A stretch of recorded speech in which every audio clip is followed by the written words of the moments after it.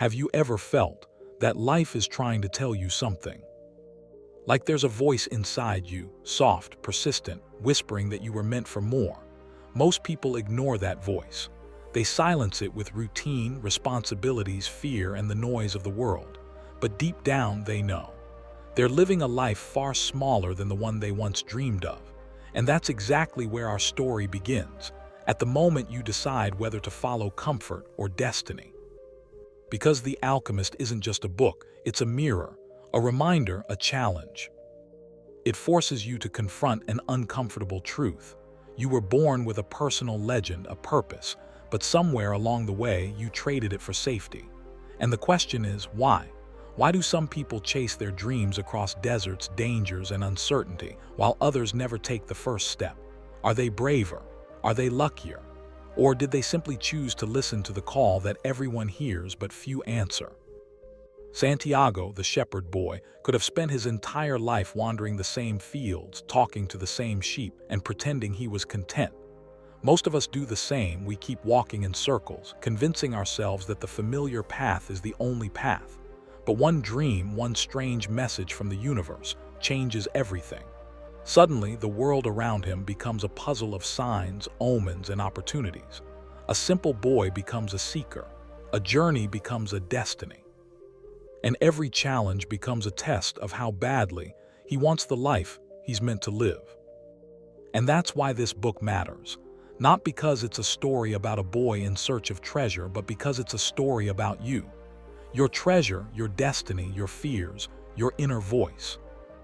You see, life will always give signs, but only if you're awake enough to notice them. And The Alchemist teaches a powerful truth.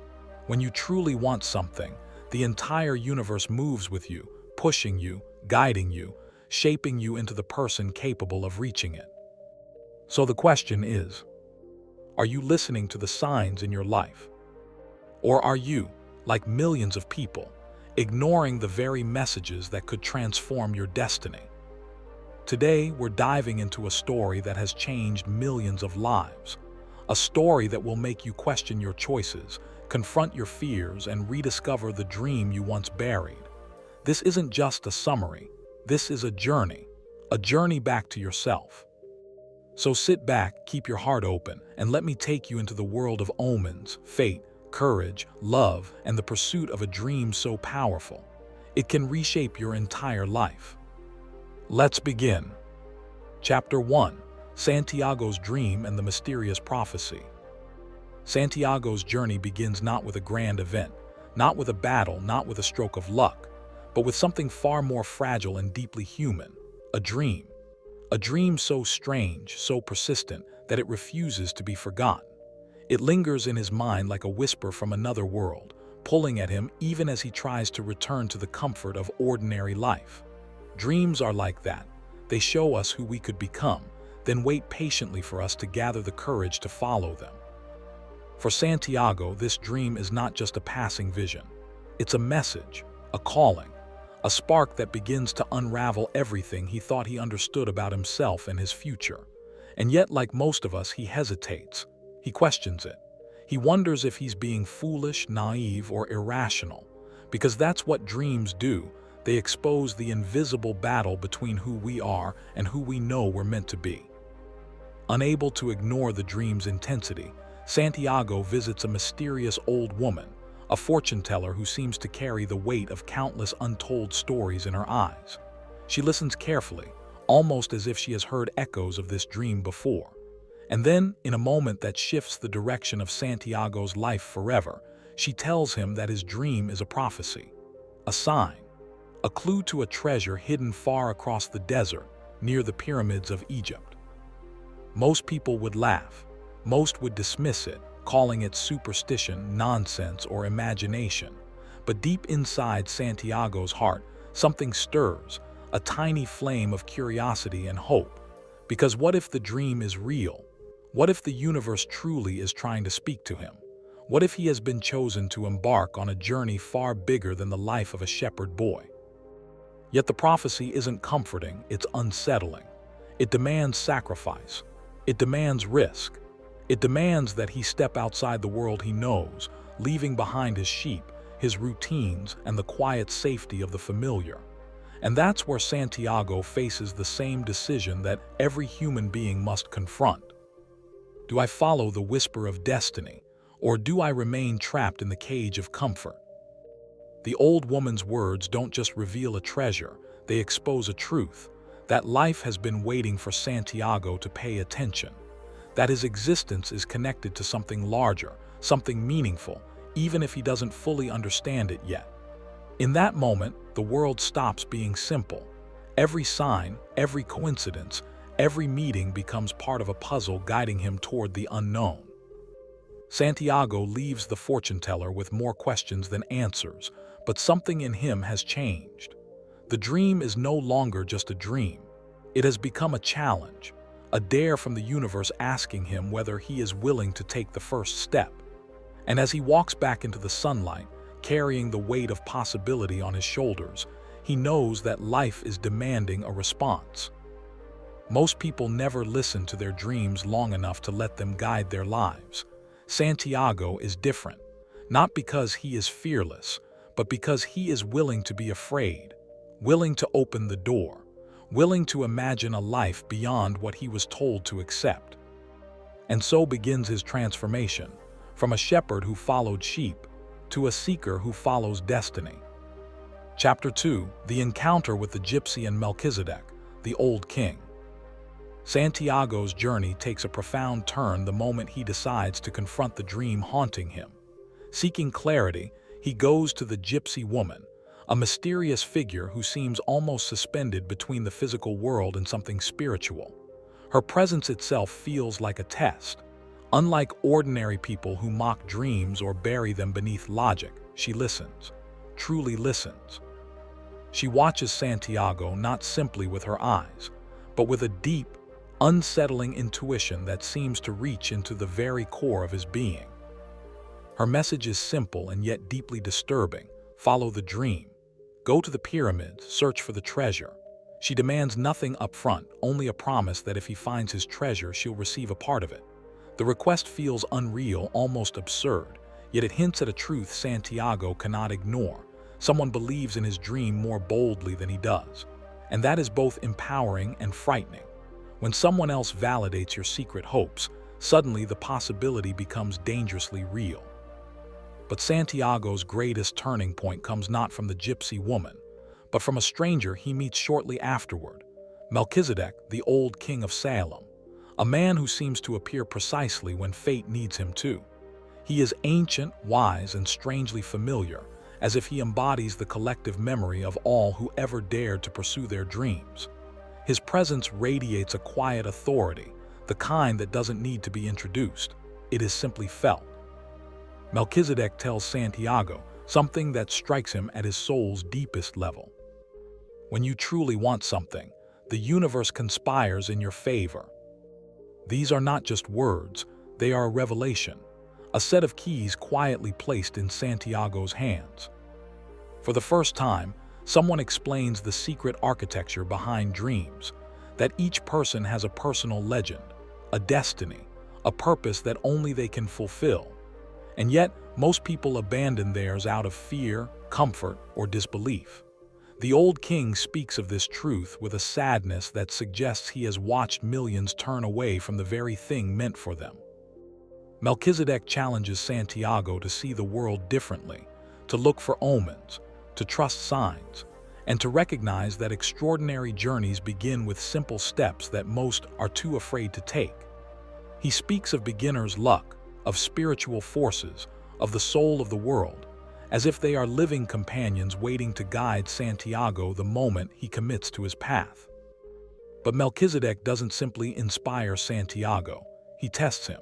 He asks for the boy's flock in exchange for wisdom, a harsh request, one that forces Santiago to confront the uncomfortable truth that pursuing a dream requires sacrifice. Destiny is never achieved without giving something up. Courage is never born without risking comfort. And yet Santiago realizes that the sheep have never asked him who he wants to become. They have never encouraged him, challenged him, or awakened his spirit. They follow the same routine every day because that is all they know. But Santiago, he longs for something more, and Melchizedek recognizes this hunger instantly. Their conversation becomes a turning point in Santiago's life, not because the old king gives him answers, but because he hands him the burden of choice, to move forward, to leap, to trust that the world is bigger than the fields he has always known. Santiago begins to understand that real treasure is not found by thinking, dreaming, or wishing, but by daring. As Melchizedek disappears from Santiago's life as mysteriously as he entered, he leaves behind two sacred stones, Urim and Thummim, symbols of clarity and guidance, tools that will help Santiago navigate uncertainty as he steps into the unknown. Santiago realizes that destiny does not shout, it whispers. But when the right people appear at the right moment, when signs align and opportunities present themselves, only one type of person moves forward, the one who chooses courage over fear. And now, Santiago stands on the edge of that choice, ready to step into a world that seems to be waiting, just for him. Chapter 3. Santiago sells his flock and begins his journey. There comes a moment in every person's life when hesitation becomes a heavier burden than risk. For Santiago, that moment arrives quietly, almost tenderly in the silence of dawn as he watches his sheep nibble absent-mindedly at the grass. They trust him. They follow him. They depend on him. And yet in their eyes, he sees the truth Melchizedek made impossible to ignore. They will never ask him who he dreams of becoming. They will never push him to evolve. They are content with repetition. And Santiago suddenly realizes that he, too, has been living inside that loop without noticing. And so he makes the decision that separates dreamers from doers. He sells his entire flock. The sheep that once represented security suddenly symbolize something else entirely, the weight of a life lived too safely. Letting them go is painful, but it feels like unclenching a fist he didn't know he was holding. This moment, this choice, is Santiago's first real act of courage. Not because he is fearless, but because he chooses the unknown despite fear's whisper. As he collects his earnings, the world seems to shift beneath his feet. The familiar fields, the echo of sheep bells, the rhythms of his former life, they all feel like memories he's already stepping away from. There's a strange ache in his chest, not quite regret, not quite excitement, but something vast, like standing at the edge of a cliff and finally deciding to jump. This is what Melchizedek meant when he said that the first step is the most difficult. It requires you to break ties, not with the world but with your old self. Santiago's decision to leave Spain is not the impulsive act of a restless boy. It's the awakening of a deeper truth. He's beginning to sense that life rewards boldness, that there is something sacred about trusting a dream enough to act on it. The money he receives for his sheep feels insignificant compared to the magnitude of the journey ahead. What he's truly gained is freedom, raw, electrifying, terrifying freedom. As he travels toward the port city of Tangier, Santiago feels the thrill of possibility pulsing through him. Every tree, every road, every stranger seems to hold a secret message. He remembers Melchizedek's words, "When you truly want something, all the universe conspires in helping you to achieve it." And for the first time, he feels it. The breeze feels like encouragement. The shifting landscapes feel like omens. Even the uncertainty feels purposeful. When he finally steps foot on foreign soil, the shock of a new world hits him all at once. Tangier is nothing like the quiet fields of Andalusia. The colors are louder, the smells sharper, the language incomprehensible. Santiago realizes that the world can be breathtaking and overwhelming at the same time. This is the price of growth, leaving behind the familiar to enter a place where nothing makes sense, yet everything feels alive. He stands there clutching the money from the sheep he sold, struck by the gravity of what he's done. No flock, no routine, no safety net.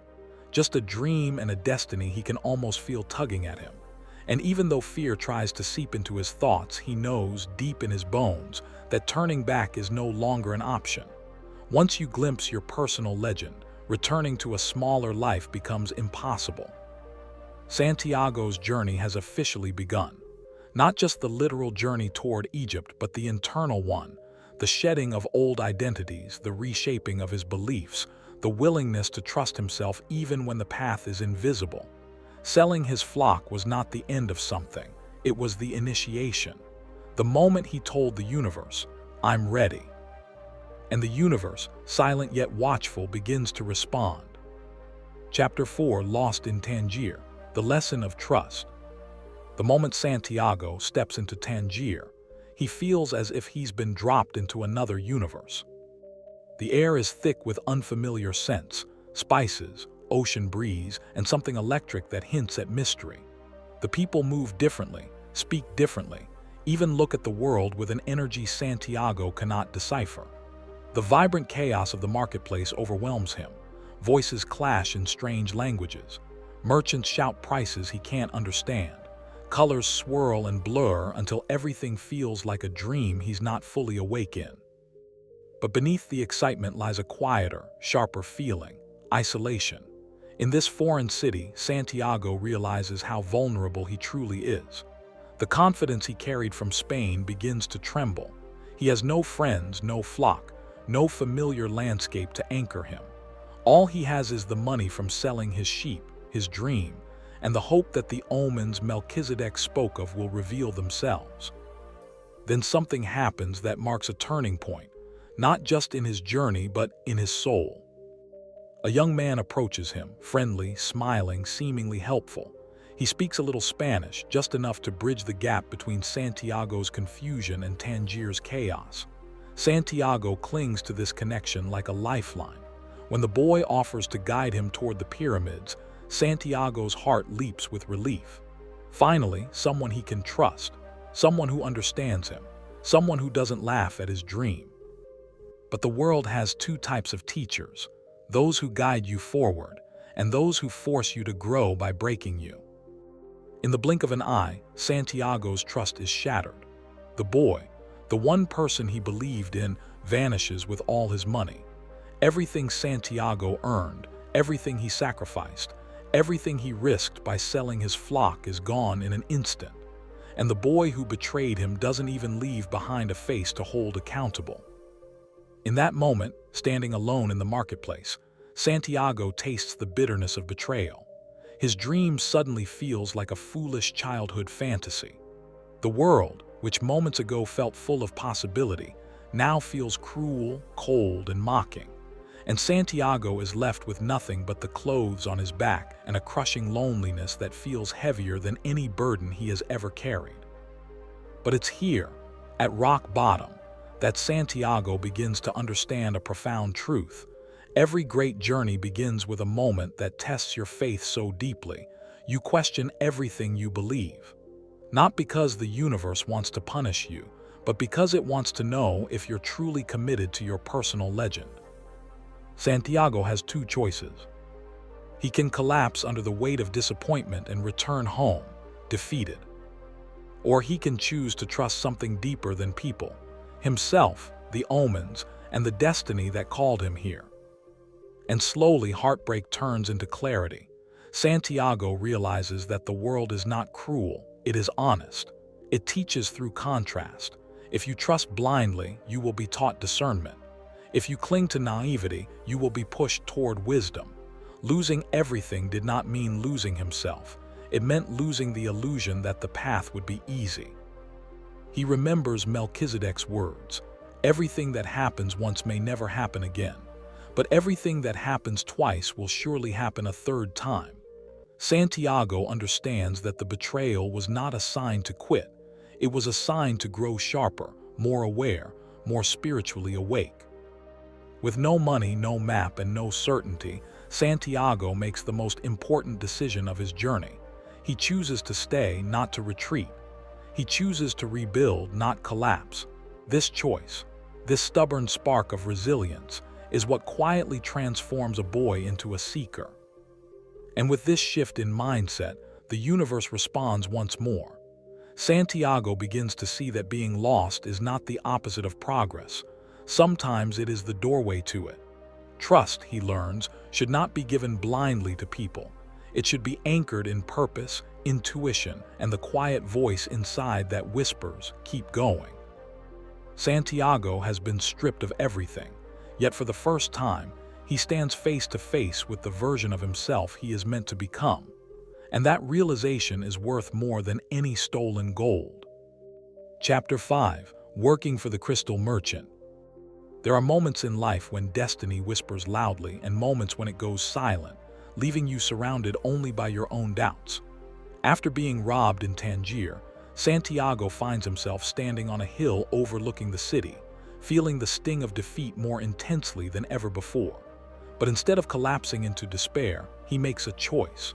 A quiet, mature, transformative choice. He decides to rebuild himself. With no money left, he walks toward the top of the hill, searching for work, for purpose, for a starting point to reclaim his journey. That's when he stumbles into the crystal shop. The shop is small, dusty, fragile, and nearly forgotten, much like Santiago's spirit at that moment. The merchant behind the counter is tired, weary, and resigned to a life that has long stopped evolving. Their meeting is not dramatic. It is almost painfully ordinary. But destiny doesn't always arrive with fireworks. Sometimes it enters your life wrapped in silence, disguised as coincidence. Santiago cleans a few crystal pieces, hopping to earn food, but his simple act awakens something dormant, not just in the merchant, but in the shop itself. The crystal sparkles under the sun, catching the merchant's eye in a way that stirs both fear and possibility. Santiago doesn't realize it yet, but this tiny act, this small spark of initiative, is about to reshape both their lives. Working for the crystal merchant becomes more than a job. It becomes a lesson in patience, humility, and the value of perseverance. Santiago learns that dreams are not only pursued through leaps of faith, but also through quiet, consistent action. Each day, he cleans the crystal, arranges the shelves, and watches customers walk by. In the rhythm of this work, he slowly begins to rebuild his sense of confidence, rediscovering that purpose can grow even in places that feel like dead ends. But the crystal merchant teaches him something far deeper: the psychology of fear. The merchant has dreamed of visiting Mecca his entire life, yet he refuses to go, not because he is incapable, but because the dream itself has become his identity. The possibility of achieving it terrifies him more than the comfort of longing for it. Santiago realizes that many people don't fear failure, they fear fulfillment. Because once a dream is achieved, they have nothing left to hold on to. This becomes one of the most profound lessons of his journey. While Santiago works tirelessly to improve the business, suggesting new ideas like displaying crystal in the window, selling tea in crystal glasses, and creating ways to draw more customers, the merchant reacts with hesitation, fear, and resistance. Yet Santiago's courage breathes life back into the neglected shop, and slowly the business begins to flourish. Money flows in, customers return, and the merchant witnesses possibilities he had long buried under resignation. Santiago, too, grows richer, not just financially but spiritually. He learns that effort compounds, that small ideas can create big changes, and that the universe rewards those who act with intention. But he also sees the difference between living your dream and merely dreaming it. The crystal merchant teaches this through example: a man who stands on the threshold of possibility, yet chooses comfort over destiny. After months of hard work, Santiago finds himself with enough money to return to his old life, or to continue toward the pyramids. And here lies the turning point. The merchant subtly encourages him to stay, offering stability and safety. But comfort, Santiago realizes, is the most dangerous trap of all. It feels warm, familiar, and dependable, yet it smothers growth. So he makes the bold, terrifying, liberating choice. He decides to leave. But this time, he does not leave with nothing. He carries wisdom, resilience, experience, and a deeper understanding of himself. The crystal shop was not his final destination. It was the training ground his spirit needed, a place where he learned not only how to rebuild his life, but how to rebuild his courage. Working for the crystal merchant taught Santiago one of the most transformative lessons of the entire journey. You can lose everything and still rise. You can start from nothing and still progress. You can be afraid and still choose the path of destiny. With renewed purpose, he steps back into the world, not as the naive shepherd boy who chased a dream, but as a young man forged by hardship, strengthened by responsibility, and awakened by the truth that destiny favors the persistent. Conclusion. As we close this chapter of Santiago's unfolding adventure, we are reminded of something profound, something many people forget as they navigate their own lives. Every great journey begins not with certainty, but with a choice. Santiago didn't arrive in Tangier with a map, a plan, or a guarantee.